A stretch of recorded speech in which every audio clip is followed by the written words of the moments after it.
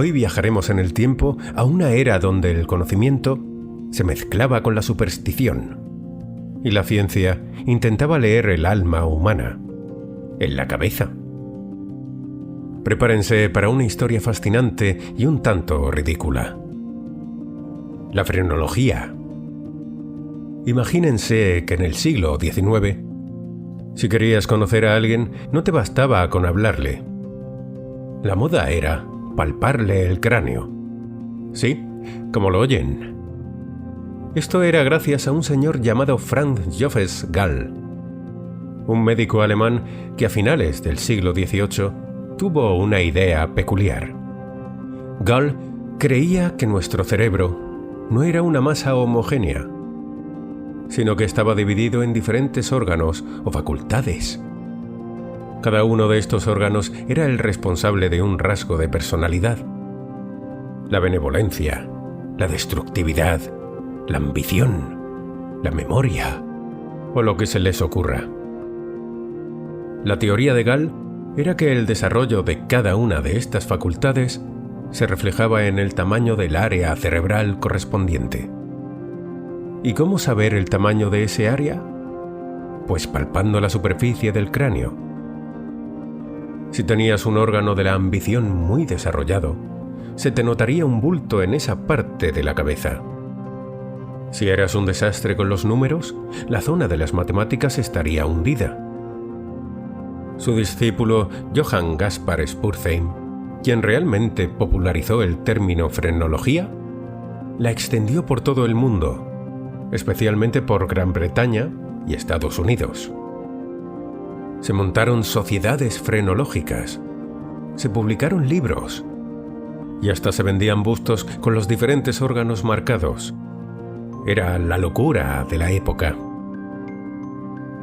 La frenología se convirtió en una especie de ciencia popular. La gente estaba fascinada con la idea de poder desvelar los secretos de la personalidad simplemente palpando una cabeza. Y no hablamos solo de charlatanes de feria. Había frenólogos profesionales que ofrecían lecturas detalladas del carácter de la gente. Piensen en las implicaciones. ¿Quieres saber si tu hijo será un buen comerciante o un poeta? Un frenólogo te lo diría. ¿Estás buscando un empleado honesto y trabajador? Un frenólogo te ayudaría a elegirlo. Se llegó a usar en campos tan diversos como la educación, para adaptar la enseñanza a la estructura mental del niño, la criminología, para identificar a los delincuentes natos por los bultos en sus cabezas, e incluso en la selección de personal para trabajos importantes. Imagínense la escena. Lo siento, señor Pérez, su protuberancia de la contabilidad es insuficiente. Pero tiene usted un excelente bulto de la amistad. Quizás sirva para relaciones públicas. Y aquí llegamos a una de las curiosidades más jugosas y a la vez más problemáticas de la frenología: su aplicación en el ámbito del matrimonio.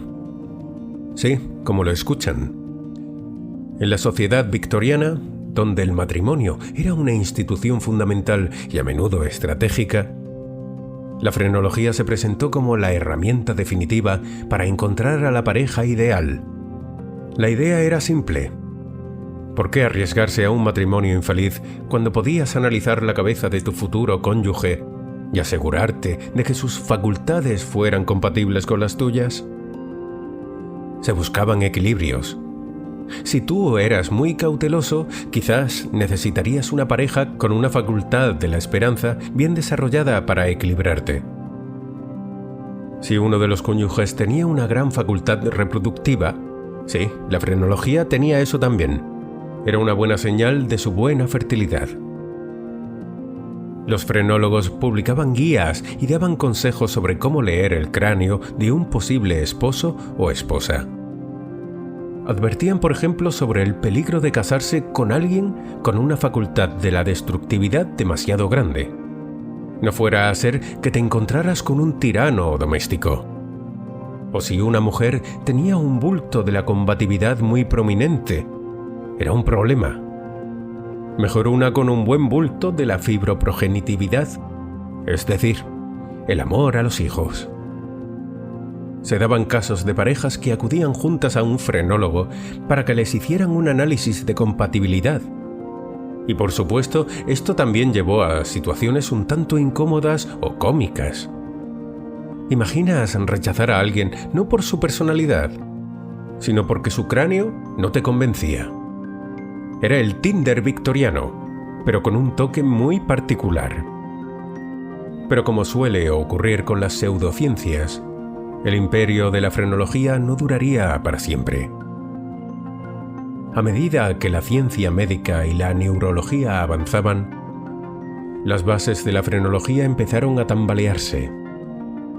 Los científicos demostraron que no había ninguna relación real entre los bultos del cráneo y las áreas del cerebro, y mucho menos con la personalidad.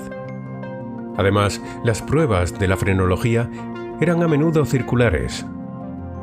Si un frenólogo decía que alguien era avaricioso por un bulto, y luego esa persona actuaba de forma avariciosa, se tomaba como prueba de la teoría. Pero no había forma de predecir o demostrarlo científicamente. A mediados del siglo XIX, la frenología fue ampliamente desacreditada por la comunidad científica y pasó de ser una ciencia seria a considerarse una mera charlatanería. Aunque su influencia decayó drásticamente, la idea de poder leer el carácter de los rasgos físicos, como en la fisionomía, persistió en diversas formas. La historia de la frenología es un recordatorio fascinante de cómo la ciencia y la pseudociencia pueden entrelazarse y cómo la gente puede aferrarse a ideas que prometen respuestas fáciles a preguntas complejas. Nos enseña la importancia del método científico, de la evidencia y de ser críticos con las afirmaciones que carecen de un respaldo real. Hoy sabemos que la personalidad es algo muchísimo más complejo que unos simples bultos en la cabeza. Es el resultado de la genética, el entorno, las experiencias vitales y un sinfín de interacciones cerebrales que aún estamos comenzando a comprender. Así que, la próxima vez que conozcan a alguien, no se preocupen por la forma de su cráneo. Conózcanlos por su personalidad, sus acciones y la forma en que interactúan con el mundo. Eso sí que es una ciencia que vale la pena explorar.